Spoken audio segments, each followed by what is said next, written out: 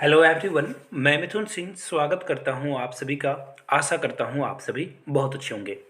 आज सबसे important class होने वाली है जिसमें हम लोग आरटीई राइट टू एजुकेशन के बारे में बात करेंगे, उससे रिलेटेड एमसीक्यूज़ के बारे में बात करेंगे, नेशनल करिकुलम फ्रेमवर्क के बारे में बात करेंगे जो 2005 में बना था। इसके बाद न्यू एजुकेशन पॉलिसी से भी रिलेटेड क्वेश्चन आपको देखने को मिलेगा। तीनों बहुत ही इंपॉर्टेंट है और इससे 5 से 6 क्वेश्चन तो आते ही आते हैं। तो चलिए शुरू करते हैं आज की पहली जो क्वेश्चन है उसके साथ। Classroom after implementation of RTE act 2009, यानी कि जो आरटीई एक्ट है यानी कि राइट टू एजुकेशन एक्ट 2009 इसे जो लाया गया है, ये बताना है आपको कि ये क्या एज वाइज मोर हेट्रोजीनियस होगा या एज वाइज मोर होमोजीनियस होगा या फिर अनइफेक्टिव यानी कि कोई प्रभाव इसका नहीं पड़ेगा या फिर जेंडर वाइज मोर होमोजीनियस होगा। तो देखिए आंसर ना आपको दो ऑप्शन देखकर समझ में आ रहा होगा कि यही राइट आंसर है। तीसरा और चौथा दोनों लगभग लगभग मिल रहे हैं। आरटी एक्ट के बाद क्या कोई भी इफेक्ट नहीं आया क्लासरूम में? बिल्कुल गलत बात है, इफेक्ट तो आया ही है, यानी कि ये आंसर तो होने से रहा। जेंडर वाइज यानी कि हाँ, ये एक अच्छी बात है कि जब से राइट टू एजुकेशन की बात की गई है, स्कूल बढ़ाए गए हैं, तो बिल्कुल सही बात है कि जेंडर वाइज जो है लड़कियां जो है ज़्यादा क्लास में आना शुरू हुई है, तो ये ठीक है। बट इसे जो हम लोग ज़्यादा जोर देंगे नहीं, क्योंकि यहाँ पे जेंडर में गर्ल चाइल्ड के बारे में बात नहीं की गई है। अब देखिए हेट्रोजीनियस और होमोजीनियस का क्या मतलब है, यानी कि क्लास वाइज जो है, देखिए सबसे पहले आप यहाँ से चीज़ों को समझ पाओगे। एज वाइज यानी कि आरटी एक्ट में ना किस से किस साल तक के बच्चों को जो है पढ़ाने की बात की गई है, तो 6 to 14, यानी कि 4 साल, जो 6 साल के बच्चे होते हैं वो 14 साल तक के बच्चे पढ़ते हैं यहाँ पे। तो ये बात हुई। लेकिन अगर आपको नए एजुकेशन पॉलिसी के तहत अगर इसका जवाब देना होता तो वहाँ पे जो बच्चे होते हैं ना वो 3 साल से स्टार्ट करेंगे पढ़ने के लिए और 18 साल तक उनका एजुकेशन फ्री होगा। याद रखिएगा इस बात को। तो फिलहाल इसका जो राइट आंसर होगा वो मैं आपको बता दूँ, 3.5 के करीब होगा वो। राइट आंसर हो जाएगा ऑप्शन नंबर 3, यानी कि एज वाइज जो है ना मोर होमोजीनियस पढ़ा है, यानी कि जो पढ़ाई के लिए जो बच्चे ड्रॉप आउट होते थे वो कम हो रहे हैं। एज वाइज जो है क्लासरूम में जो है ये बढ़ा है। चलिए आगे बढ़ते हैं अगले क्वेश्चन की ओर। उससे पहले आपको बता दूं 99 में एनबीएस के previous year question paper plus मेरे हैंड रिटन नोट्स आप एक्वायर कर सकते हो। यहाँ से मेरी ईमेल आईडी देख लो, yourmithunsingh@gmail.com पे मेल कर लीजिए। If your Instagram then do follow me @imithunsingh। तो चलिए दूसरे क्वेश्चन की ओर हम लोग बढ़ते हैं। नेशनल एजुकेशन पॉलिसी 2020 जो बना है, इसके द्वारा जो है बहुत सारे स्टेज आए हैं। देखिए सबसे पहला स्टेज क्या है, फाउंडेशन स्टेज है, प्री पेटरी स्टेज है, मिडिल स्टेज है और फिर जो सेकेंडरी स्टेज है उसके बारे में बात की गई है, यानी कि टोटल 4 स्टेज है। यहाँ पे 3 ही स्टेज दिया गया है आपको, आपके लिए थोड़ी सी सुविधा कर दी गई है ऑप्शन में। आपको बताना है कि प्राइमरी क्लासेस जो है ना वो किस सेक्शन में आएगा। तो देखिए 2 सेक्शन में ही आता है। यहाँ से आप एक फ़ोटो देख लो, आपको आंसर पता चल चुका होगा। पहला आंसर क्या है, यहाँ से देखिए पहला है फाउंडेशन स्टेज। पहला क्या है, फाउंडेशन स्टेज। इसके बाद प्रीपेटरी स्टेज है, इसके बाद आएगा मिडिल स्टेज, इसके बाद आएगा सेकेंडरी स्टेज। आप लोगों से रिक्वेस्ट है सारे के एज ग्रुप को जरूर याद रख लें, इससे क्या होगा आप चीज़ों को समझ पाओगे। यहाँ से देख लीजिए इसका राइट आंसर क्या हो जाएगा, ऑप्शन ए भी आपको दिखेगा और ऑप्शन सी भी दिखेगा, और राइट आंसर क्या हो जाएगा ऑप्शन नंबर 3, यानी कि 3 के साथ आपको जाना था। आगे बढ़ते हैं अगले क्वेश्चन की ओर। उससे पहले आप लोगों से एक सवाल ही पूछ लेता हूँ, अगर आपको इसकी पार्ट 2 भी चाहिए होगी ना इस तरह के, जिसमें कि एनसीएफ के ही क्वेश्चन और राइट टू एजुकेशन के ही क्वेश्चन कराए जाए और एनसीएफ के क्वेश्चन कराए जाए, तो पार्ट 2 नीचे जरूर कमेंट कर दीजिएगा। इसी टॉपिक से एक और वीडियो बना दी जाएगी। नेशनल करिकुलम फ्रेमवर्क 2005 के बारे में बात की जा रही है, तो इसमें बताना है कि बच्चा क्या होता है, वो पैसिव होता है। यहाँ पे देखिए पैसिव का मतलब होता है जैसे कि अभी आप डायरेक्ट पार्टिसिपेशन नहीं कर पा रहे हो इस क्लास में, आप सवाल नहीं पूछ सकते हो मेरे पढ़ाने के दौरान, आप सिर्फ पैसिव लर्निंग कर रहे हो, मेरे वीडियो को देखकर आप सीख रहे हो। तो ये पैसिव इनकम का एग्जाम्पल है, सॉरी पैसिव इनकम मैं बोल रहा हूँ, ये पैसिव लर्निंग का एग्जाम्पल है, तो ये तो होगा नहीं। एनसीएफ में बोला गया है कि बच्चों को आपको एक्टिवेट करना है, बच्चा एक्टिवेट रहेगा, रियल लाइफ एग्जाम्पल आपको देने होते हैं उसमें। इसके अलावा ऐसी ऐसी एक्टिविटी करके सिखाई जाती है जो कि वो रियल लाइफ में पॉसिबल हो। तो फिलहाल तो ऑप्शन ए तो कटेगा। Don't have the capacity to regulate their learning, यानी कि ये बता रहा है कि उनके कैपेसिटी को रेगुलेट करने वाली लर्निंग नहीं हो, ये भी आंसर नहीं होगा। रोट लर्निंग की बात की गई है तो ये भी गलत है, रोट लर्निंग की तो बात की गई ही नहीं है एनसीएफ में।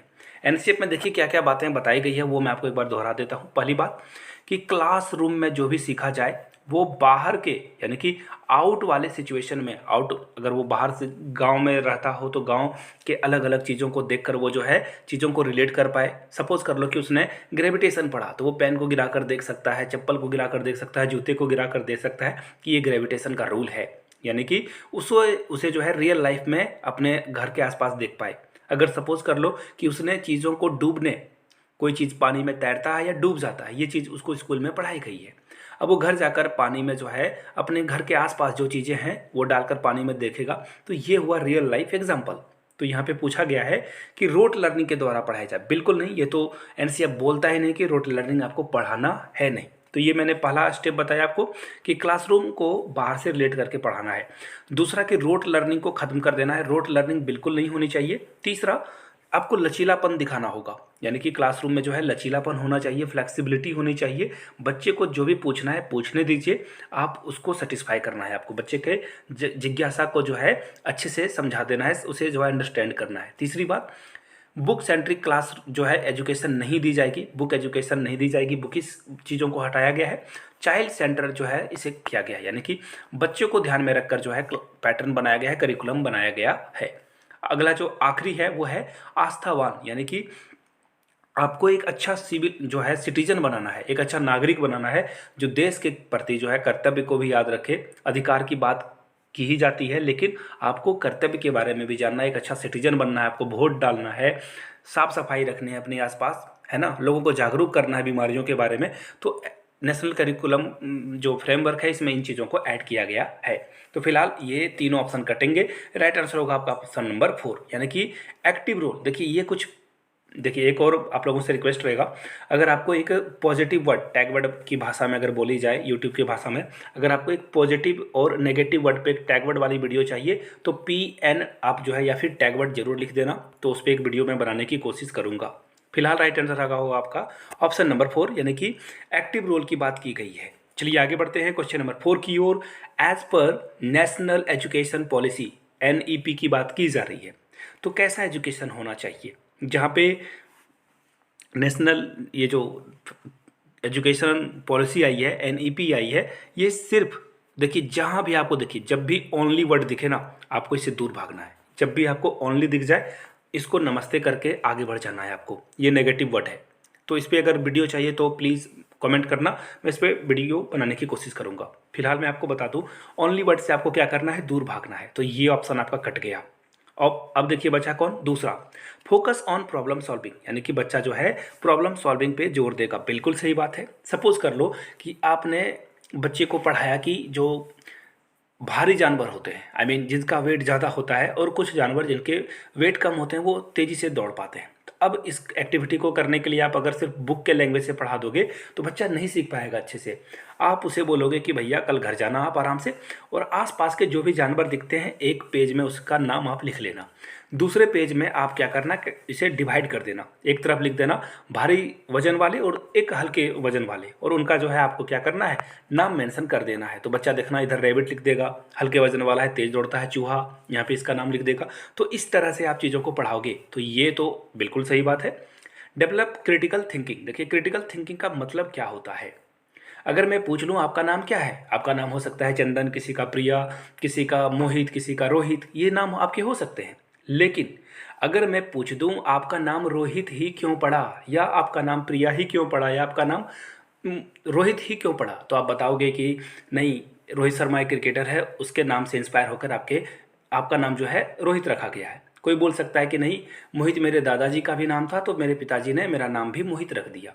तो कोई बोल सकता है कि नहीं, प्रिया एक बहुत अच्छी बैडमिंटन प्लेयर थी तो मेरे माँ बाप जो है उससे प्रेरित होकर मेरा नाम उन्होंने ये रखा। जहाँ पे आपको सोचने पे बल दिया जाए, जहाँ पे आप क्रिटिकल सोचोगे, उसमें थोड़ा सा टाइम लगेगा, वक्त लगेगा, वहाँ पे आपके दिमाग का जो है ना वो एक्सरसाइज होगा, तब आप इसे राइट आंसर की तरफ बढ़ना समझ सकते हो। यानी कि क्रिटिकल थिंकिंग क्या हो जाएगा, इस तरह से क्रिटिकल थिंकिंग भी अच्छी बात है। अब आपसे डायरेक्ट पूछा जाए कि आपका नाम क्या है, आप किस क्लास में पढ़ते हो, आप क्लास में किस तरह से पढ़ते हो, जब भी क्वेश्चन पूछा जाए हाउ से, कैसे, और वाई से, क्यों, तो ये क्रिटिकल थिंकिंग के एग्जाम्पल हो जाएंगे। क्वेश्चन में जब भी वाई और हाउ होगा तो ये क्रिटिकल थिंकिंग होगा। फिलहाल बढ़ते हैं ऑप्शन नंबर 4 की ओर। Inquiry driven and discovery. देखिए ये बड़ा बेहतरीन चीज़ है, डिस्कवरी मेथड।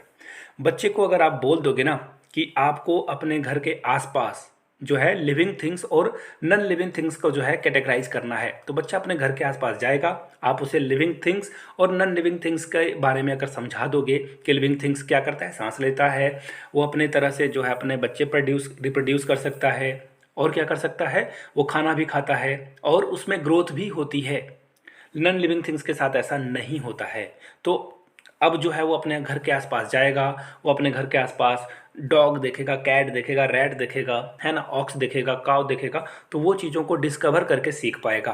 तो राइट आंसर आपका क्या हो जाएगा, 2, 3, 4। देखिए कहाँ है 2, 3, 4, ऑप्शन ए में ही है, यानी कि 1 आपका करेक्ट आंसर हो जाएगा। चलिए आगे बढ़ते हैं। उससे पहले एक छोटा सा क्वेश्चन पूछ लेता हूँ आप लोगों से। प्याजे के द्वारा जो कॉग्निटिव थ्योरी दी गई है, वो चारों का जो स्टेज है वो नीचे कमेंट करके आप लोग प्लीज़ बता दीजिएगा। 1, 2, 3, 4 चारों स्टेज और उसके एज ग्रुप को भी आप बता दीजिएगा। चलते हैं अगले क्वेश्चन की ओर। वाइल कंसेप्चुअलाइजेशन टीचिंग, देखिए यहाँ पे देखो, यहाँ से ना इस चीज़ को पढ़ना है आपको। टीचिंग लर्निंग प्रोसेस हो रहा है, यानी कि आप पढ़ा रहे हो, बच्चा सीख रहा है। कहाँ हो रही है ये बातें, नेशनल करिकुलम फ्रेमवर्क में। ये किस पे जोर देता है, किस पे इम्फेसाइज करता है, एक्टिव इंगेजमेंट और इंटरेक्शन पे। बिल्कुल, अभी मैंने आपको कहा है कि बच्चा जब तक एक्टिवेट नहीं होगा आपके क्लास में, आपका पढ़ाना बेकार है। आप पढ़ा रहे हो लेक्चर मेथड से, बच्चा सुन रहा है, सो जाएगा, बोर हो जाएगा, ये तो एक नंबर सही बात है। ड्रिल एंड रिपीट, देखिए ये भी आपका एक नेगेटिव वर्ड है। रिपीट जहाँ दिखे नमस्ते करना है, आगे बढ़ना है। रिपीट यानी कि रट्टा मारने वाली ही बात हो गई इनडायरेक्टली। तो ये तो हो गया ऑप्शन नंबर 2 इनकरेक्ट। रोट, देखो इससे भी बचना है, इसको भी नमस्ते कहना है। और स्टूमुलस, ये भी आपको जो है उत्तेजना, यानी कि थोड़ा तड़कता भड़कता, तो ये तो होगा नहीं। ऑप्शन ए आपका क्या है, बिल्कुल एब्सोल्यूट करेक्ट है। नेशनल जो करिकुलम फ्रेमवर्क है उसमें एक्टिव इंगेजमेंट की बात की गई है। एक्टिव इंटरेक्शन यानी कि बातचीत करेगा बच्चा और अपने सवाल वन बाय वन टीचर से पूछ सकता है।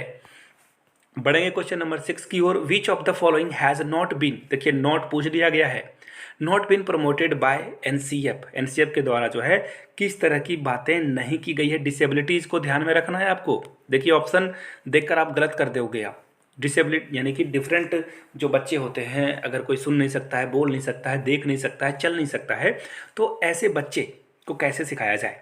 यहाँ से देख लीजिए, अप्रोप्रिएट तरीके से जो है आप इंफ्रास्ट्रक्चर बिल्ड करोगे, बिल्कुल सही बात है। देखिए जब आप स्कूल को, देखिए यहाँ से एक फोटो आपको दिख रही होगी, ये सीढ़ी है, इससे सारे लोग चढ़ सकते हैं, बिल्कुल सही बात है आपका। लेकिन अगर कोई जो है लिम्ब है, यानी कि वो लंगड़ा कर चलता है, वो जो है व्हील चेयर पे चलता है, तो क्या ये सीढ़ी से वो स्कूल के अंदर एंटर कर सकता है क्या, क्लासरूम में एंटर कर सकता है क्या, नहीं। उसके लिए आपको रैंप बनाना पड़ेगा। इसकी फ़ोटो आप यहाँ से देख लो। तो इस तरह के स्कूल बनाने की ज़रूरत है, तो ऑप्शन ए आपका करेक्ट है। अगला है 1-on-1 टीचर एंड ट्यूटर। जी हाँ, देखिए ट्यूटर थोड़ा नेगेटिव वर्ड होता है, लेकिन यहाँ पे डिसेबिलिटीज़ की बात की जा रही है, इसलिए यहाँ पे ये सही हो जाएगा। कई कई मामलों में अगर कोई थोड़ा सा जो है चीज़ों को समझ नहीं पाता, अंडरस्टैंड नहीं कर पाता है, मेंटली थोड़ा सा रिटार्टेड है, तो उसे स्पेशल जो विशेषज्ञ होते हैं, स्पेशल एजुकेटर होते हैं, उसके द्वारा शिक्षा दी जाएगी। 1-on-1 टीचर की बात यहाँ पे करेक्ट है। अब देखिए सुटेबल टेक्नोलॉजी के द्वारा, बिल्कुल सही बात है। अगर बच्चा जो है नए नए इक्विपमेंट के द्वारा चीज़ों को सीख पा रहा है, डिसेबल चाइल्ड सीख पा रहे हैं, तो ये अच्छी बात है, तो ये तो सही है। अब जैसे जो जो बच्चे ब्लाइंड हैं, देख नहीं पाते हैं, वो ब्रेल, जो लुइस ब्रेल थे, उन्होंने जो है ब्रेल के द्वारा चीज़ों को सिखाया, तो ये तो अच्छी बात है ना। तो ये तीनों तो क्या है, सही है। लेकिन आपसे नॉट पूछा गया है और आपका आंसर होगा ऑप्शन नंबर 3। कंपलसरी की बात की गई है, कंपलसरी कर दिया जाए सारे लोगों को। तो देखिए सारे लोगों को आप सिर्फ अगर स्पेशल एजुकेशन दे दोगे तो ज़रूरत नहीं है। इंक्लूसिव एजुकेशन का मतलब होता है सारे लोगों को एक साथ लेकर चलना। तो यहाँ पे कंपलसरी तो ये होगा नहीं, यहाँ पे क्या होना चाहिए, ऑप्शनल। ऑप्शनल एजुकेशन है ये। डिसेबिलिटीज़ की बात की जा रही है, आप इसे नॉर्मल जो बच्चे होते हैं उनके बारे में मत सोचना। ये ऑप्शनल होना चाहिए कि जिनको ज़रूरत है, जिनको स्पेशल एजुकेशन की ज़रूरत है, वो ऑप्शनल में है, जाइए यहाँ पे। ये कंपलसरी नहीं है कि सारे लोगों को जाना ही होगा। अगर कोई नॉर्मल क्लासरूम में पढ़ना चाहता है तो वो पढ़ सकता है। ऑप्शन 3 आपका करेक्ट हो जाएगा। चलिए बढ़ेंगे क्वेश्चन नंबर 7 की ओर। The national curriculum framework 2005 drives its understanding from. ये जो है, ये इनका जो है क्या ये है, तो देखिए मैं बिल्कुल ये तीनों ऑप्शन कट कर दूंगा। इसका राइट आंसर हो जाएगा कंस्ट्रक्टिज्म, यानी कि बच्चा जो है, ये जो कंस्ट्रक्टिज्म है इसका मतलब होता है जहाँ पे तार्किक सोच रख सके, लॉजिक जो है रीजनिंग चीज़ों को वो समझ पाए। बच्चा प्रैक्टिस करके सीख पाए, नए नए जो है वो प्रैक्टिस करके चीज़ों को अलग अलग ढंग से एक्सप्लोर कर पाए। तो ऑप्शन 4 आपका क्या होगा, करेक्ट आंसर हो जाएगा। चलिए बढ़ते हैं क्वेश्चन नंबर नेक्स्ट की ओर। और ये बहुत ही बेहतरीन क्वेश्चन है, बहुत सारे लड़के इस पे गलत आंसर दे देते हैं। नेशनल एजुकेशन पॉलिसी जो 2020 में बनाई गई है, इसका असेसमेंट स्कूल में किस तरह से किया जाएगा, और ये शिफ्ट किया जा रहा है। शुड शिफ्ट यानी कि पहले किस तरह से एग्जाम लिए जाते थे, पहले साल में एक बार एग्जाम लिया जाता था, कुछ दिनों के बाद साल में 2 बार एग्जाम हो गए, है ना, हाफ ईयरली और ईयरली। उसके बाद जो है क्लास में क्या कर दिया गया, 4 बार एग्जाम होने लगे अब, है ना, हर 3-3 महीने में। अब क्या किया जाता है, हर यूनिट को यानी कि एक इकाई को पढ़ाया गया, उसमें 2-3 चैप्टर है, उसके बाद टेस्ट लिया जा रहा है। अब और भी उसको छोटा कर दिया गया है, यानी कि एक चैप्टर को पढ़ाया गया और तुरंत आपसे टेस्ट ले लिया गया। कई कई बार जो है पढ़ाते पढ़ाते टेस्ट लिया जाता है। तो ये कौन सा है, इसे बोला जाता है फॉर्मेटिव। लेकिन यहाँ पूछा गया है किससे किस पे शिफ्ट हो रहा है, यानी कि पहले क्या होता था, पहले होता था समेटिव, यानी कि बहुत सारे चैप्टर को पढ़ा दिया गया या फिर एग्जाम सारी चीज़ों को पढ़ाने के बाद लिया जाता था। तो हम लोग अब समेटिव को टाटा बाय बाय कह रहे हैं और फॉर्मेटिव को हेलो हाई कह रहे हैं, यानी कि ऑप्शन क्या हो जाएगा, 1 आपका करेक्ट आंसर हो जाएगा। चलिए आगे बढ़ते हैं क्वेश्चन नंबर 9 की ओर। एनसीएफ 2005 के अकॉर्डिंग जो बच्चे गलतियां करते हैं, एरर करते हैं, ये क्यों जरूरी है, इंपॉर्टेंट बताया गया है एरर्स को, तो बताना है कि क्यों ये जरूरी है। तो देखिए, अगर आप गलती करते हो ना, तो आपको पता चलता है कि आपको क्या, कैसे बच्चा सोच रहा है, उसकी थिंकिंग क्या है, वो कहाँ पे काम करने की ज़रूरत है आपको एज अ टीचर, आप समझ पाओगे। यहाँ पे देखिए ऑप्शन ए में important tool in classifying student into group. देखिए अब आप जो है ना टैग लगा रहे हो बच्चों को कि ये बच्चा पास हो गया, ये फेल हो गया, यहाँ पे टेल नहीं फेल होगा। तो देखिए ये काम तो करना नहीं है आपको, ग्रुप में डिवाइड करना ये भी नेगेटिव वर्ड है, तो इसको कह दो गलत, ये तो गलत हो गया। Provide a way to teacher to scold, यानी कि स्कॉल्ड मतलब होता है डांटना, बच्चों को डांटने का आपको एक तरीका मिलेगा, बिल्कुल नहीं, ये भी आपका गलत है, दोनों को कट कर दो आप। Provide an insight into child's thinking and help to identify solution. जी हाँ बिल्कुल, मैंने आपको बताया भी था कि आप बच्चे कैसा सोच रहे हैं वो पता कर पाओगे, तभी आप उसको सॉल्यूशन की तरफ लेके जा पाओगे। ये तो बिल्कुल सही आंसर हो जाएगा। अब देखिए ऑप्शन 4 क्यों कटेगा, आप यहाँ पे देखिए एक नेगेटिव वर्ड है रिमूविंग, यानी कि कुछ बच्चे को आप बोल रहे हो कि क्लास से भगाओ भाई, ये तो बिल्कुल ही सरासर गलत है, अन्याय है। ऑप्शन 3 आपका करेक्ट आंसर हो जाएगा। बहुत ही प्यारा क्वेश्चन था, लाइक जरूर कर दें इस बात पे, और नए हो तो चैनल को सब्सक्राइब कर लेना है। आगे बढ़ते हैं। What should be holistic 360 degree multi dimensional progress card. देखिए बात की जा रही है प्रोग्रेस कार्ड की, और न्यू एजुकेशन पॉलिसी के अकॉर्डिंग क्या होना चाहिए। तो मैं आपको चारों ऑप्शंस पढ़ूंगा नहीं, सीधा आंसर बताऊंगा। देखिए इसका रीजन क्या है। कॉग्निटिव यानी कि आप दिमाग से पढ़ते हो, आपके दिमाग में आप क्वेश्चन आंसर पढ़ते हो, क्वेश्चन आंसर याद करते हो, प्रॉब्लम सॉल्व करते हो, तो कॉग्निटिव तो होना चाहिए, बिल्कुल सही बात है। लेकिन अफेक्टिव भी होना चाहिए, यानी कि बच्चे के अंदर इमोशन भी होना चाहिए। अगर देखो कोई बच्चा डिप्रेशन में चला गया, एंजाइटी हो गई उसे, तो उसको जो है आपको मेंटली भी मजबूत करना है, यानी कि जो इमोशनल वे में है उसमें भी आपको मजबूत करना है, यानी कि कॉग्निटिव भी करना है, अफेक्टिव भी करना है, और साइकोमोटर यानी कि क्लास में खेल कूद को भी बढ़ावा देना है आपको। ये नहीं कि सिर्फ पढ़ना पढ़ना पढ़ना, यानी कि बच्चे में अगर बैडमिंटन खेलने की क्षमता है, बॉक्सिंग करने की क्षमता है, या फिर चेस खेलने की क्षमता है, उसको भी आपको बढ़ाना है। तो ये तीनों आंसर हो जाएगा, ये तीनों, यानी कि ऑप्शन नंबर 2 आपका करेक्ट आंसर हो जाएगा। बहुत ही इंपॉर्टेंट क्वेश्चन थे। अगर इसकी पार्ट 2 अगर आपको चाहिए तो नीचे कमेंट करके प्लीज़ पार्ट 2 लिख दीजिए, वीडियो में तुरंत बनाने की कोशिश करूँगा। आप लोगों से रिक्वेस्ट है, 99 में अगर आप मेरे hand written notes plus previous question paper लेना चाहते हो ले सकते हो। वीडियो को यहाँ तक देखने के लिए बहुत बहुत शुक्रिया। Have a good day.